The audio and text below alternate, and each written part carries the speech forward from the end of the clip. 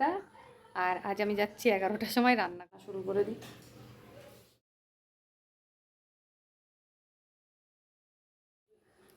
Hello বন্ধুরা, HD লাইফে তোমাদের সবাইকে অনেক অনেক স্বাগত। কেমন আছো তোমরা সবাই? আশা করি ভালো আছো, আমিও ভালো আছি।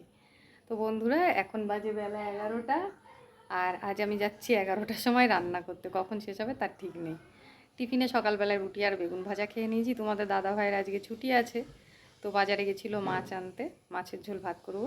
চলো, কাটাকুটিও আমি রেডি করে নিয়েছি, ভাতও হয়ে গেছে, এখন শুধু তরকারিটা রান্না করব। কি কি রান্না করব চলো তোমাদের দেখাই।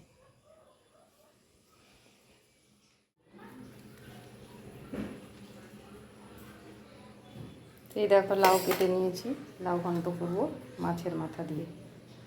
এই যে মাছের মাথা ধুয়ে রেখে দিয়েছি, এটা ইলিশ মাছের মাথা।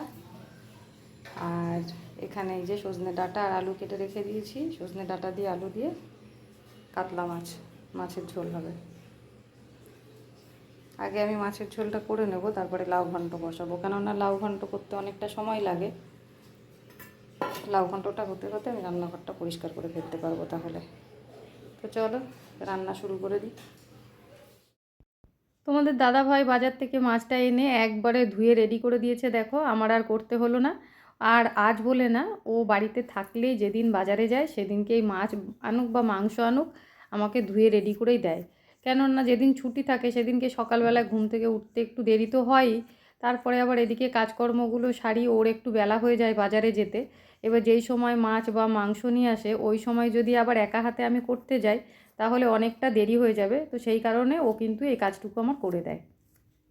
তো মাছগুলো দেখো ভেজে তুলে নিয়েছি, এবার ঝোলটা বসিয়ে দেবো। আর তোমাদের তো দেখালাম আমি আজকে সজনে ডাঁটা দিয়ে আলু দিয়ে মাছের ঝোল করব। তো ওই মাছ ভাজার তেলের মধ্যে একটু জিরে ফোড়ন দিয়ে দেবো। পেঁয়াজ রসুন দিয়ে মাছের ঝোল করলে, মানে একটু মাখা মাখা করে করলে ঘরের সবাই খুব ভালো খায়, কিন্তু এইরকম হালকা পাতলা মাছের ঝোল হলে কিন্তু আমার খুব ভালো লাগে, বিশেষ করে সবজি দিয়ে মাছের ঝোল। তো জিরেটা দেখো ভাজা হয়ে গেছে একটু, তারপর আমি আলু দিয়ে দিলাম। আর আলুগুলো একবারে ভালো করে আমি ভেজে নেব। তো দেখো আলুগুলো ভালো করে ভাজা হয়ে গেছে, একটু নুন হলুদ দিয়ে দিয়েছি সঙ্গে। আর এদিকে দেখো একটা কড়াই বসিয়ে দিয়েছি, এখানে ছেলের ম্যাগি হবে। তো বন্ধুরা দেখো, আমি ওই নুন হলুদ দিয়ে ভালো করে একটু কষিয়ে নিয়েছিলাম, তারপরে মশলা দিয়ে দিয়েছি। আর মশলা বলতে এর মধ্যে আছে একটু লঙ্কা আর একটু জিরের গুঁড়ো দিয়ে বেটে নিয়েছি, সঙ্গে একটু টমেটোও দিয়ে দিয়েছিলাম। যেহেতু একেবারেই কম মশলায় রান্না, মিক্সিতে শুধু লঙ্কা দিয়ে দিলে বাটাটা একটু অসুবিধাই হয়, তো সেই জন্যে সঙ্গে একটু টমেটো দিয়ে দিয়েছিলাম। আমি যেদিন নিরামিষ রান্না করি সেদিনও মশলাটা যেহেতু একটু কম থাকে, তো যেই মশলাই করি না কেন তার সঙ্গে একটু টমেটো কেটে দিয়ে দিই, কালারটাও সুন্দর হয়, খেতেও কিন্তু ভালো লাগে। আর আমি সব সময় টমেটো ব্যবহার করি, টমেটোটা কেটে জলে ধুয়ে নিই, তাতে রসটা আর বীজটা বেরিয়ে যায়। আর টমেটো কিন্তু ওই জিনিসগুলোতেই ক্ষতি। এদিকে দেখো মাছটা তরকারিতে দিতে দিতে একটা মাছ পড়ে গেছিলো নিচে। তো বন্ধুরা দেখো, মাছের ঝোলটা কিন্তু হালকা পাতলাই হচ্ছে।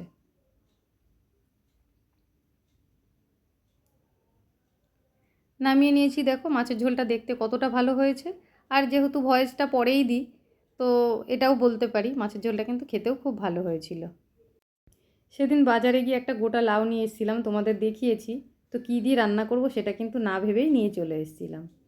তো কদিন ধরেই ফ্রিজে ইলিশ মাছের মাথাটা রাখা রয়েছে, কিছুতেই রান্না করা হচ্ছিল না। তো ভাবলাম আজকে লাউটা দিয়ে ইলিশ মাছের মাথাটা দিয়ে রান্না করে ফেলি।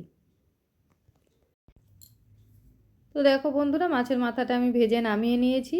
আর সেই তেলের মধ্যেই একটু জিরে ফোড়ন দিয়ে দিয়েছিলাম, দিয়ে লাউটা আমি দিয়ে দিয়েছি। আর সঙ্গে দেখো কয়েকটা কাঁচা লঙ্কাও চিড়ে রেখে দিয়েছিলাম, সেগুলোও দিয়ে দিয়েছি। তো বন্ধুরা দেখো, লাউ ঘন্টটা হয়ে গেছে, এবার নামিয়ে নেব। তোমাদের তো আগেই বললাম যে মাছের ঝোলটা আমি আগে করে তারপর লাউ ঘন্টটা বসাবো, কেননা লাউ ঘন্ট রান্না করতে গেলে তার থেকে তো অনেকটা জল বেরোয়, সেই জন্য ওটা রান্না হতে অনেকটা সময় লাগে।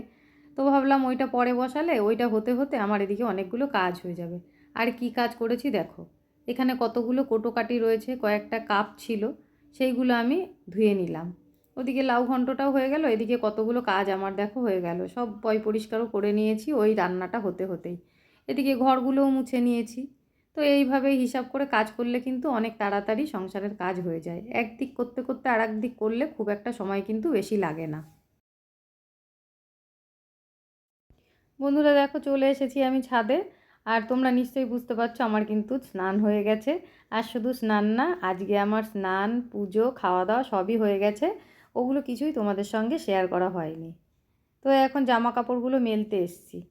স্নান করে আর হয় না, কেননা তোমাদের দাদাভাই বাড়িতে থাকলে ও কিন্তু স্নান করে বসে থাকে, আমার ওদিকে পুজো দিতে দিতে একটু দেরিই হয়ে যায়।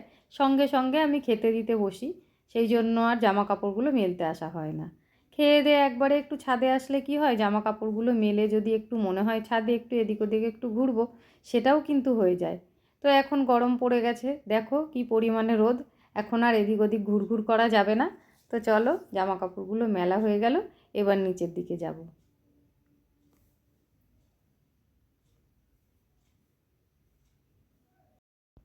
এখানে কয়েকটা জামা কাপড় ওই সিঁড়ি রেলিংয়ে মেলা রয়েছে, দেখো এগুলো কালকের। একটু দেরিতে মেললে কি হয়, শুকিয়ে যায় কিন্তু একটু ঠান্ডা ঠান্ডা ভাব থাকে। তো কালকে এগুলো তুলে এখান দিয়ে মেলে রেখে গেছিলাম, এখন এগুলো নিয়েই নিচে যাব।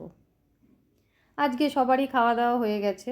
আর ছেলে দুপুরবেলায় ভাত খায় না, ওর খিদে লাগে সন্ধেবেলা।